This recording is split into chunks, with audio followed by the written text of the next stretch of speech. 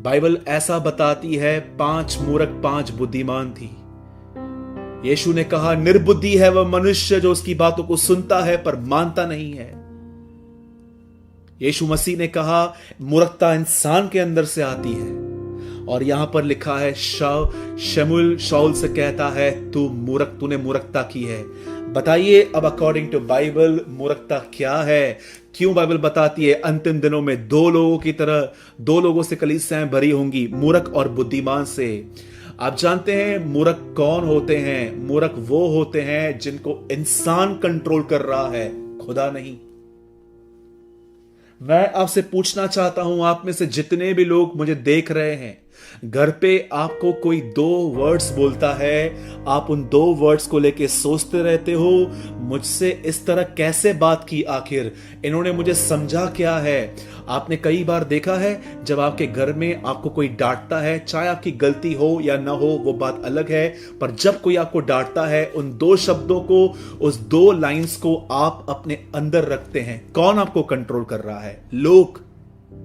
अगर कोई आपकी आलोचना कर रहा है, कोई आपकी निंदा कर रहा है और आप उसके बारे में सोच रहे हो कि मैंने क्या गलती की, मैं सच्चाई से काम करता हूं, मैं सच्चाई से काम करती हूं और फिर भी मेरी कोई कदर नहीं है, घर के अंदर मैं इतना काम करती हूं, कोई कदर नहीं है, कौन आपको कंट्रोल कर रहा है? लोग। अगर आपको पता चलता है कि आपके विषय में कोई गलत सोच रहा है, कोई गलत लिख रहा है, कोई गलत बोल रहा है, आप क्यों क्लियर करवाना चाहते हो? आप क्यों अपनी इमेज को हर एक के अंदर साफ रखना चाहते हो? क्योंकि बाइबल बताती है कि यह मूर्खता है। अगर आपको लोग कंट्रोल कर रहे हैं, अगर आपको कोई कुछ कहता है और आप उसके बारे में सोचते हैं, कोई आपके लिए कुछ लिखता है, आप उसके बारे में सोचते हैं, कोई आपकी चुगली मारता है और आप इसके बारे में डिस्टर्ब हो जाते हैं कि मेरे बारे में कोई ऐसा ओपिनियन दे सकता है, ये क्या है? ये मूर्खता है। आप जानते हो मूर्खता क्या है? मूर्खता ये है कि अंतिम दिनों में कलीसियाएं अधिकतर ये सोचेंगी कि लोग उनके बारे में क्या सोचते हैं, क्या बोलते हैं, क्या अपने मन में रखते हैं, पर वो परमेश्वर के अप्रूवल को नहीं ढूंढेंगी कि खुदावंद उनके लिए क्या सोचता है, खुदावंद उनके लिए क्या बात करता है। मैं आपसे पूछना चाहता हूं, जब आपको ये सुनाई देता है कि किसी ने आपके लिए कुछ गलत कहा है, ये चीजें आपको हिला देती हैं, डिस्टर्ब कर देती हैं, आप अंदर से अंदर ही अंदर डिप्रेस हो जाते हो, क्या आपसे गुनाह होने के बाद आप ऐसा फील करते हो कि मैंने क्यों खुदा को निराश किया? ये मूर्खता है मेरे भाइयों, मेरी बहनों। यीशु मसीह ने कहा अंतिम दिनों में कलीसियाएं 2 लोगों से भरी होंगी, मूर्ख और बुद्धिमान से। और जानते हो मूर्ख कौन है?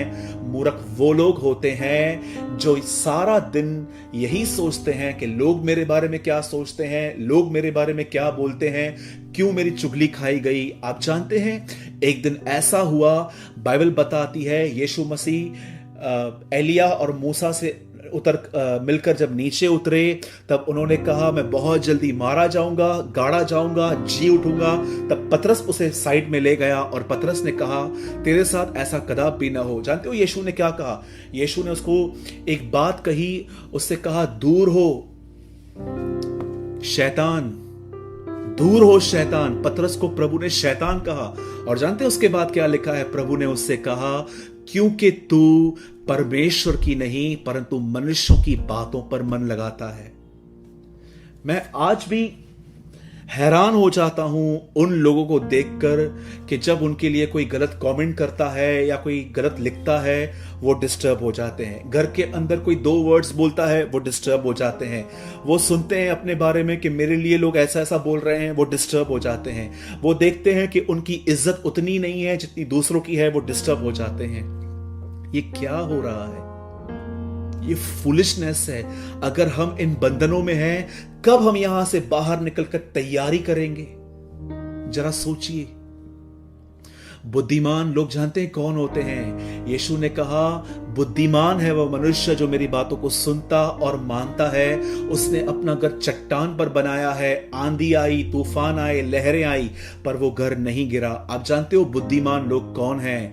जिनको फिक्र नहीं है कि लोग उनके बारे में क्या सोचते हैं, क्या बोलते हैं, कितनी चुगली मारते हैं। वो उनके साथ खड़े हैं, नहीं खड़े हैं। आज दुनिया भरी पड़ी है ऐसे लोगों से जो आपके सामने अच्छे बनेंगे, पर आप जैसे चले जाओगे आपके लिए ही वो लोग कुछ बुरा भला कहेंगे।